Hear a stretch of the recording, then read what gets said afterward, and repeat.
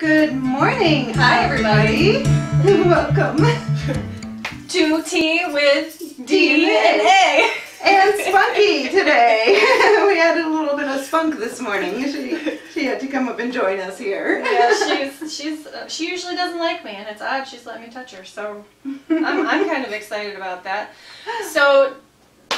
So much has been going on. We've both been super busy, and we're really close to Halloween. I'm so excited. These energies, I love the energies of Absolutely. Halloween. My favorite holiday. So many things, so much I love about this time of year. Oh, things are just going so smoothly. I'm having the best week ever, and been getting probably a lot of messages and stuff like that for people. Yes. And a lot coming through. Yeah, so much coming through. Well, before we get started and we do too much, what's the tea? What are we doing? Today, spicy simla. One more time with cardamom and curry. Next time we're going to go to something else. Yeah. And if you have a tea out there, if you sell tea and you would like to send us a sample, we'd be happy to try it out while we're on the air and share it with everybody. Absolutely. So yeah, just email us your information, and we'll send you an address that you can send the tea to, so that way we can talk about it a little bit before we get started on whatever it is we're talking about. So spicy simla, very simple. Black tea, cardamom, cloves, star anise, and cinnamon. This is such a good one. Yeah, so, I like that. I like so far the teas that you've been bringing out from cardamom and curry have been really good. I really like those. They've been like really. I don't know. I like the darker teas. I like it. I like to be strong. I like to know I'm drinking the tea. Yeah, and I like the herb teas, like when I'm feeling kind of sick. But I actually do infusions instead, which is like a super strong tea. And they're healing herbs that I use for those, and there's 5 of them. I studied under Susan Weed, so if anybody knows anything about Susan Weed, she's all about nourishing the body and she doesn't mix her herbs in the infusion, so it's just like one herb at a time. So there's linden flower, stinging nettle, red clover, comfrey, and I'm forgetting one. But she uses 5. Okay. And so I like this time of year when we're starting to get into flu season and cold season, I do linden flower twice a week, and linden flower you only have to use half of an ounce. So it's like you take 1 ounce, except linden is half an ounce, of the herb in a quart jar, pour boiling water over it, let it steep for 4 hours or overnight. I do overnight.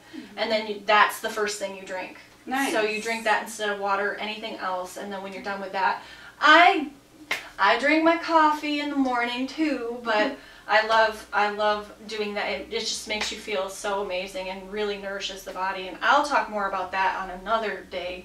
So this has the what was it, cardamom, and it's a black tea. So yeah, I really enjoy the black teas, and the flavors of these are so amazing. So if you would check them out, cardamomandcurry.com. Yeah, what she said. Yes. And so we have.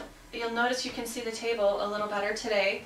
So we're going to talk a little bit about crystal gritting, which is kind of my cup of tea. You're the one that taught me how to do it, so I'm really interested to see what you can explain to us. Yeah, today. Absolutely. So we're going to kind of get into it, and it's going to be kind of like teaching the basics a little bit today. But what I want to kind of focus on is that because we are so close to Halloween, and there are some of you out there who maybe don't feel as in tune with the energies and talking to spirits and stuff like this, this can actually amplify those energies for you in your house. So at the very minimum, you will have the pricklies on the back of your neck or on your arms, not in a scary bad way, but just like almost like a static electricity, a sensation in the senses to let you know that somebody else is there. And sometimes, depending on how open you are and all that, sometimes you can get answers. Yes and no answers by that feeling, and that's kind of a similar energy is what makes a pendulum spin or rock for yes or no. It's not your arm moving it. I know I've seen some people use those pendulums and they're just like swinging those suckers around. That does not mean it's working. To use the pendulum properly, right. You have to make sure it's still. Keep your arm nice and steady, and then see what happens. Sometimes it might take a few seconds to watch what it's going to do too, but just keep your arm nice and steady. Yep. And if you know your arm, don't second guess it. You know, just let it go. So it's like the same energies, but this crystal gridding you can use to amplify those energies. You can use them to amplify your healing energies if you do Reiki or any kind of energy healing, laying out of hands in the Christian faith, stuff like that. These grids can actually assist. Actually, way back in the day, like before the Crusades and everything, priests and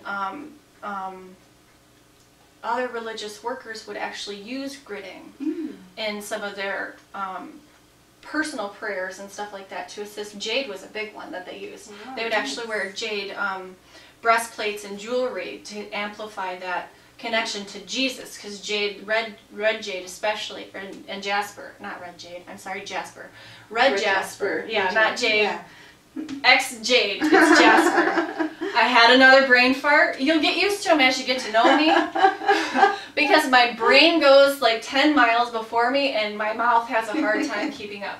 So 86 jade, jasper. Jasper is what the Christian priests and stuff used to use a lot of. They'd have jewelry because it was symbolic of the blood of Christ and the heart of Christ and we use red jasper a lot with the root chakra too. Yeah. So that's really interesting to use it as a breastplate when the root chakra connects to your thriving, your will to survive here, that survival coming through your ancestors and your DNA. Right. So it seems like that would have automatically added that extra layer of protection. Yeah, and so it's that's one of the things, and rubies as well. Rubies were big, not just because they were rare, but because of the energies behind them. Right. And they learned that, so because as Christianity was going through the world, they learned that from shamans and medicine men that the monks would go study under, and that's a whole nother video. And since you've taught me how to do crystal grids, I've used them with so many things and I've had amazing results. I've had people just really surprised at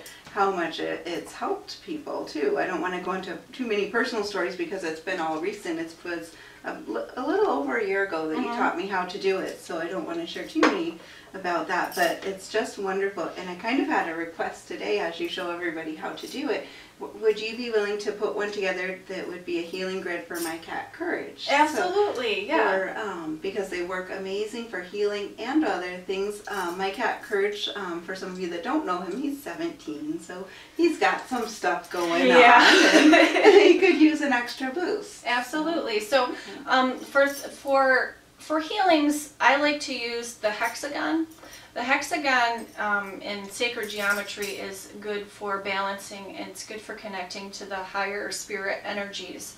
It's also used, used in Reiki. Most of the Reiki grids are hexagonal. So that it channels the Reiki energy, which you have because you're a Reiki master teacher. It channels that into it. So when you're doing any kind of crystal grid, and you can do a crystal mandala and have the same results, it's all about intention at first. So you have to get into that meditative state. And we're going to use this pillar here. And so I don't know if you can see, but see how it's kind of cloudy? It goes from cloudy to clear, and there's factors within the energy of this quartz crystal. So I'm using this cloudy one because it has a lot of information that I can see already programmed into it. So basically I'm going to just channel the energy. I'm going to hold this in my hand, charge it up with the intention. And this is, it looks like the Star of David. I don't know if you can see that. Take them up. Yeah, take it up. Yeah, take it up to the closer to the camera. It's the Star of David, which is a joining of the masculine and feminine energies, and also creates the hexagonal grid. So what we use in the center is the master crystal. So this is what's going to shoot the energy into the universe and take the energy, the healing energy, back down. So the intention is going to shoot up, and the energy is going to come down into the grid and then out to the crystals that will be surrounding it. And today we're just going to use straight up quartz for all the crystals, because that's my favorite. Yeah, it's so programmable, and there's so much information in one quartz crystal, and they're super powerful. You just can't go wrong with quartz. So if you don't have any other crystals anywhere, just grab some quartz. They're usually pretty inexpensive. And we sell all of these. Yeah, we sell all of these through Earth and Sky. Any of the master crystals, activator crystals, all of the quartz points she'll talk about in a minute. We do have all of those at the center. When you purchase them from us, it helps us continue what we want to do with our mission through Earth and Sky. I'm going on another crystal buying trip in February too. I hope I can join you So I'm this going time. to be restocking. We are getting low on some of our supply right now because we do price them a little bit less than some of the other places.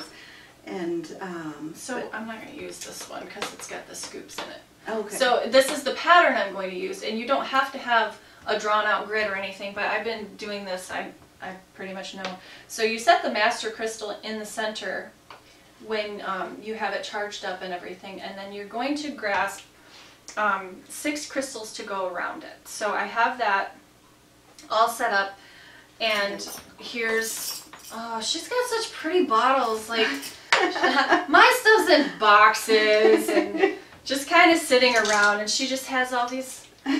Just a few quartz points. Just it is my favorite. This thing's like 2 pounds. So many. So usually I have a pendulum with me, and I ask the crystals, but I'm going to trust that these ones that come out. Did I get 6? 1, 2, 3, 4. I did. Perfect. So these are the 6 that say that they want to help today. So we're going to just charge these with Reiki energy. If you know Reiki, you're going to use your symbols. You're going to use it's going to be in the house, so you don't have to use the any of the distance symbols or anything like that. But you're going to use the Yushui Daikomyo, which will amplify everything. You're going to use Seiheki, which is going to cleanse everything and prepare for the information that it receives, and you put your intention in, and then use Chokurei because it seals and protects. And now if you're not Reiki in tune, you just pray, do a meditation, visualization, and it doesn't have to be super, super long, but you hold them in your hand. I'm left hand dominant, so I hold them in my left hand and cover with my right. If you're right-handed dominant, you're going to do the opposite. But that feels weird to me, so I do it this way. Right. And you can even kind of write over it what your intentions are.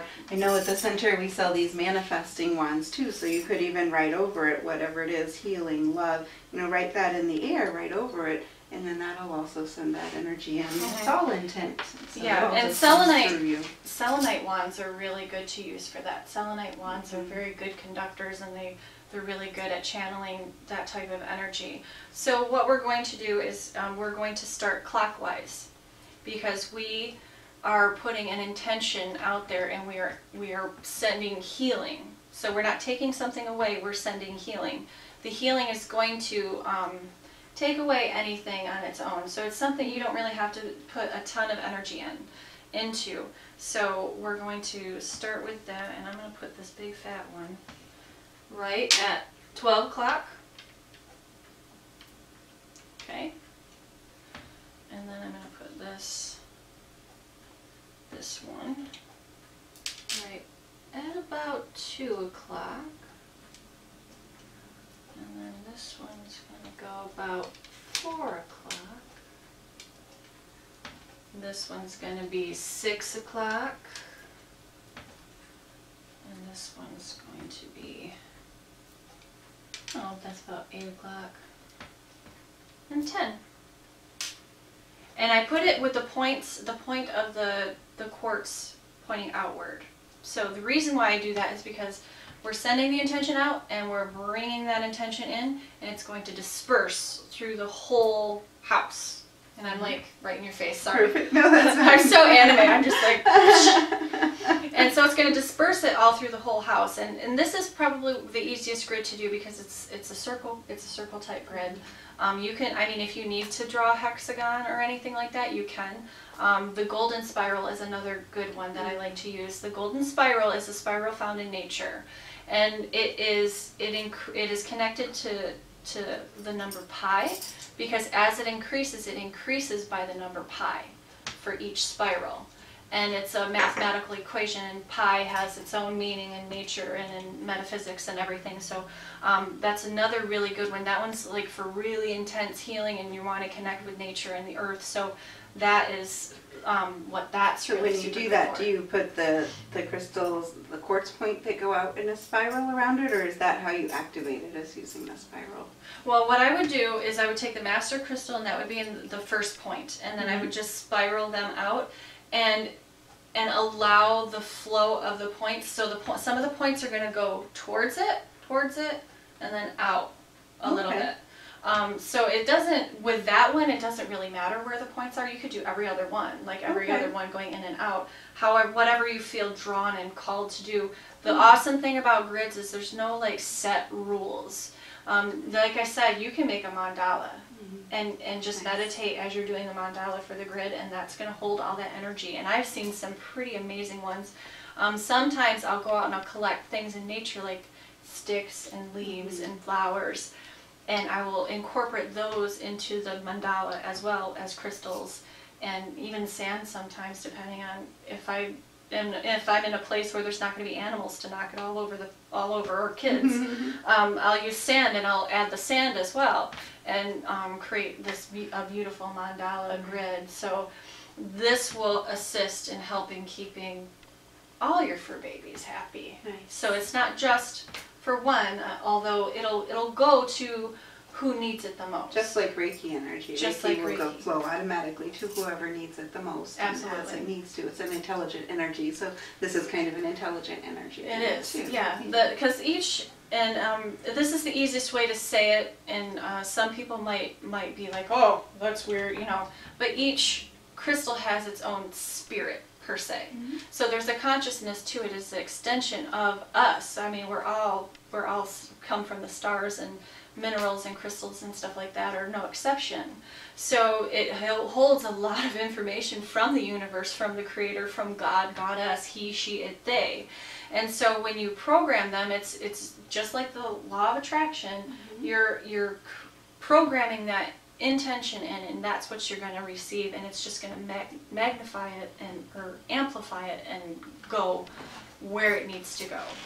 And so if you're just if you're just interested in it and you just want a simple hexagon, you can't go wrong. It's balance, harmony, love, healing, calming. It's a gentler energy, but it's powerful. It's kind of the yin and the yang of both. You know, and six has its own its own meaning to it as well. Responsibility and all of that. Yes, exactly. Accountability, making sure things are on the right track and going in the right direction. So adding that energy into it makes a lot of sense. Absolutely, and so this is a great grid to have if you have teenagers.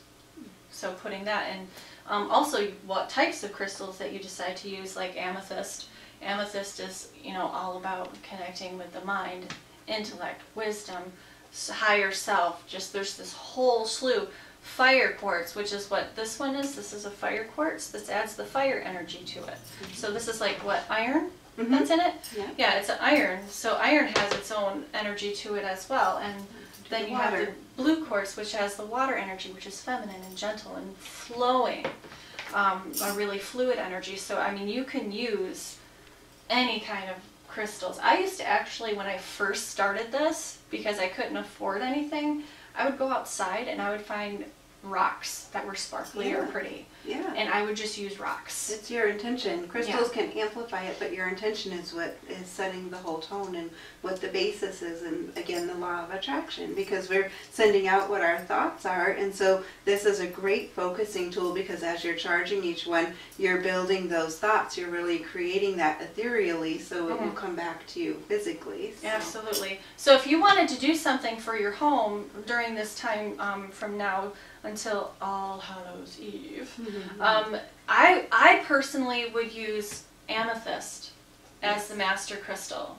because it's all about that spirituality, about connection in the 4D, and it's connecting with that your crown chakra and chakra, whatever.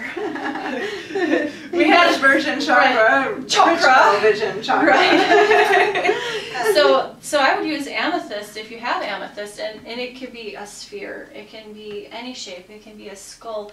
The shapes of the different types of crystals matter as well, or affect the use of the grid as well. Yes. I have skulls, I have 8 skulls that I love using.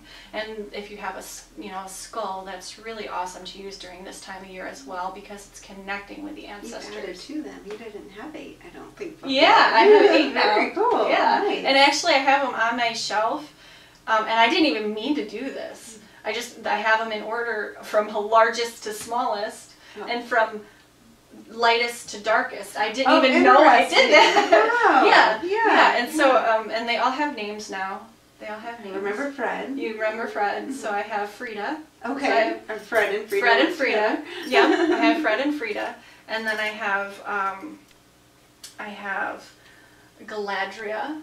Ooh. And then I have the it's a blue sandstone one. Okay. And he likes to flip-flap his name. Like sometimes I'll be like Robert, or sometimes I'll call him Bob. And then sometimes he wants like Micah.